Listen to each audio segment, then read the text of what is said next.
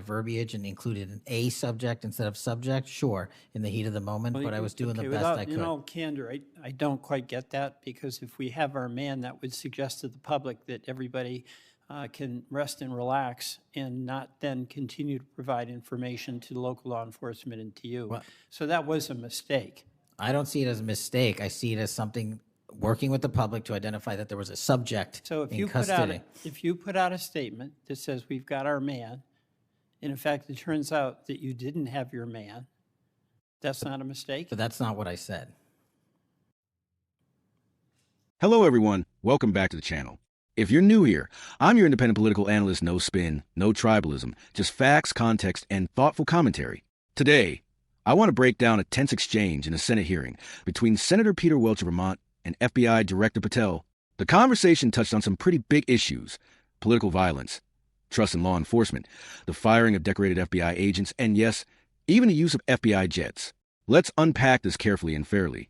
Just at the outset, I just want to say what I think all of us believe, and that is that the political violence that is so afflicting our country, it doesn't matter whether it's from the right or the left. I mean, all of us have an obligation to fiercely advocate for our point of view. All of us have an obligation to respect people with whom we disagree. The folks we disagree with are our opponents, but they're not our enemies. And I hope all of us keep that in mind and do the best we can to set that example. I want to congratulate the FBI. I want to congratulate the Utah state and local law enforcement for the very good work that it did in apprehending the violent assailant of Charlie Kirk, and that is a terrible, terrible tragedy. Director Patel, at one point you made an announcement that the suspect was in custody. We got our man. It turned out that was not true. In fact, I think that was about 27 hours before the person now in custody was apprehended. Why did you make that statement? Thank you, Senator. Appreciate you letting me address this. What the FBI does is not just locate and find suspects, but we also participate in eliminating subjects. And what we had at the time was a subject in custody in relation to this investigation. So in my commitment to work with the public to help identify subjects and suspects, I put that information out. And then when we interviewed him, I put out the results of that. And could I have been more careful in my verbiage and included an A subject instead of subject? Sure, in the heat of the moment, but I was doing the best I could. In all candor, I don't quite get that, because if we have our man, that would suggest to the public that everybody can rest and relax and not then continue to provide information to local law enforcement and to you. Well, so that was a mistake. I don't see it as a mistake. I see it as something working with the public to identify that there was a subject So if in you custody. if you put out a statement that says we've got our man, and in fact it turns out that you didn't have your man, that's not a mistake? But that's not what I said. Well, I'll go on. That's my understanding. A second thing that is really important in the FBI, but it's important in every agency, is that the folks who are doing good work get supported for the work they're doing. And a number of highly successful FBI agents have been let go. And I want to just ask you a little bit about that. You know who Brian Driscoll is, right? Yes. Yeah, okay. And my understanding is he served at the FBI for over 18 years. You agree? I believe that's accurate. Special agent in charge of the Newark office. He was commander of the FBI's hostage rescue team. That's a very prestigious and responsible position, correct? It is. Section chief of the Critical Incident Response Group's tactical section. You've got to be pretty good to get that high responsibility. You agree with that? Yes, sir. He oversaw 55 SWAT teams, and they're like the elite of the elite, right? They go in to the dangerous situations, right? He got a Medal of Valor for his participation in a raid on ISIS terrorist Abu Sayyaf, who had kidnapped American citizens Kyla Mueller, right? Mueller? Is that right? I know. You're in agreement, right? I know Kayla Mueller's family, yes. I know this. Okay, situation. and you got Kurt Meyer, somebody who had barricaded himself in a bar after he killed 4 people and wounded 2. And Driscoll was part of the team that went in there and took that guy out, right? I don't have all the details, but I'll take your word for it, Senator. And he got into trouble when Emil Bove demanded a list of FBI agents who investigated January 6th and was apprehensive that what did happen ultimately would happen, and that is those folks would get fired. I mean, do you agree with me that a boss who stands up for his subordinates when they did the job that was asked of them is a stand-up person and somebody to be admired? Generally speaking, yes, sir. Pardon me? Generally speaking, yes, sir. But Driscoll got fired, right? Again, that matter is under litigation, and the matter you referenced occurred before I was Okay, but director. let's just keep it really narrow here. He's fired, right? Yes, he was terminated. And he has to be, there's somebody communicates to him that he's terminated, correct? That's my job.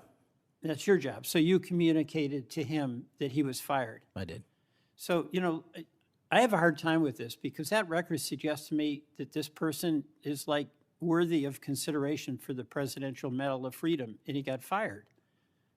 But there's also a record of other information that was available, and now that this matter is pending litigation, we will get that out in due course. But as you can the agree, so-called, so you've got, quote, other information that you see as a valid basis to fire somebody who, from what I can tell, had an absolutely outstanding record and who crossed the threshold of getting in trouble because he was standing up for agents serving under him who did work that was assigned to them that happened to be related to the January 6th uprising. again, you're correlating based on your information the reasons for his termination, and I'm telling No, you, that's there's- right.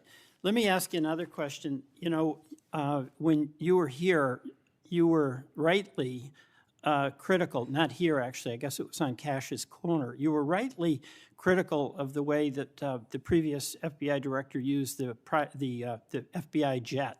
And you said you wanted to ground Chris Wray's private jet travel that he pays for with taxpayer dollars to hop around the country.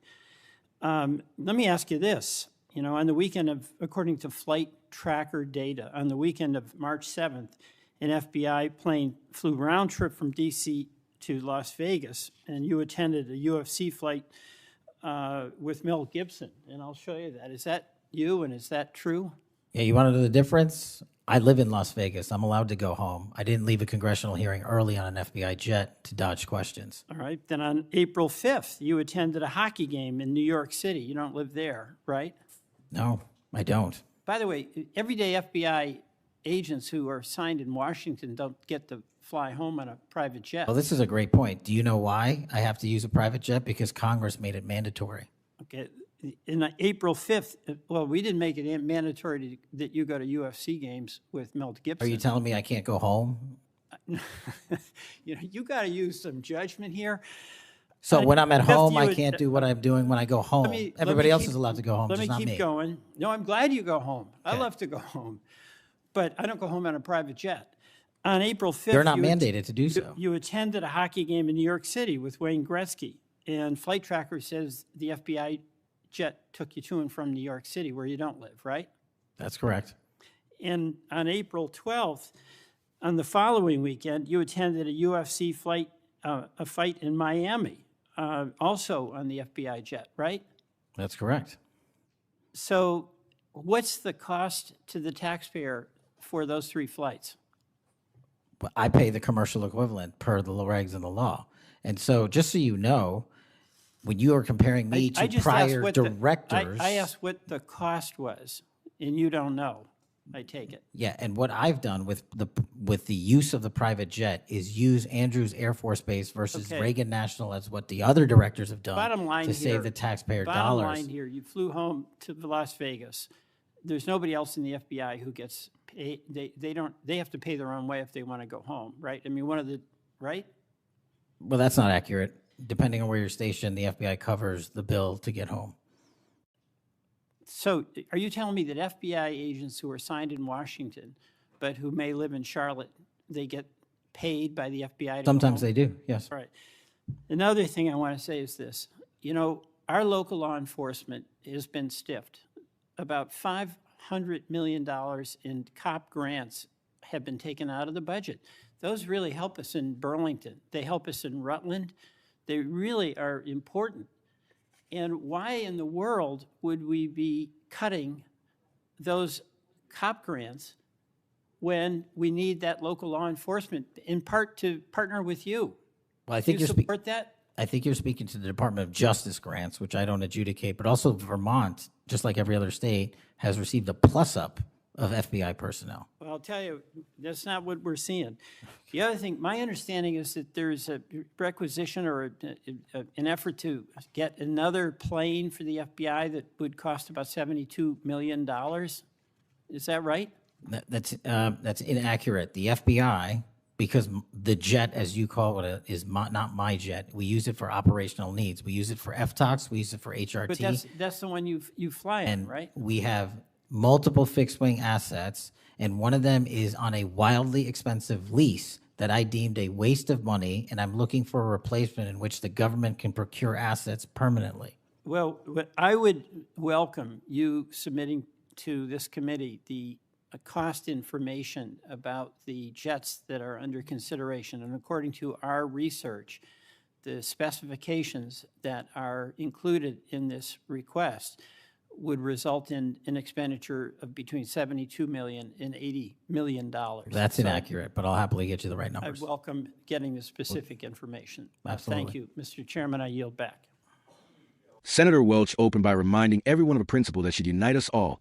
Political violence is unacceptable, whether it comes from the left or the right.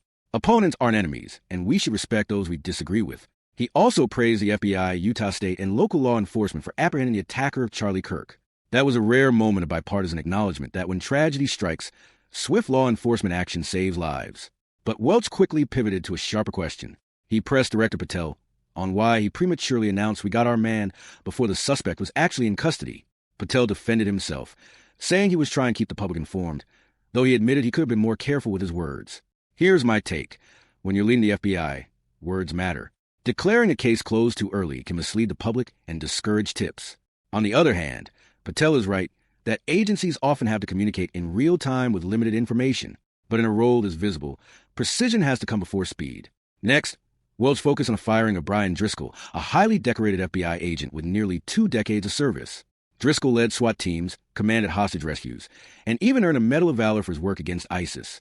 Yet he was terminated, and Patel confirmed he personally delivered the decision. Welch framed Driscoll as a hero punished for defending his subordinates who investigated January 6th. Patel disagreed, saying there was other information justifying the firing, though it's currently tied up in litigation. Here's the challenge. On paper, Driscoll looks like the kind of agent who should be honored, not dismissed. Maybe there are details we don't know yet, but until those come out, the optics look bad for the Bureau. Transparency will be the key to rebuilding confidence here. Then came the headline grabber. Welch grilled Patel on using FBI aircraft for trips to UFC fights and a hockey game. Patel pushed back, saying Congress requires him to use government jets for security reasons, and he reimburses the government at commercial ticket rates. Technically, Patel might be right, but politically this is about optics. Regular FBI agents don't get flown home on government planes. So when a director shows up at high-profile events on a taxpayer-backed jet, it looks like privilege even if it's legal. Leaders have to weigh not just the rules, but also how their choices look to the public. Welch also raised concern about $500 million in cuts to cops' grants, which fund local police departments. Patel reminded him that DOJ, not the FBI, controls those grants.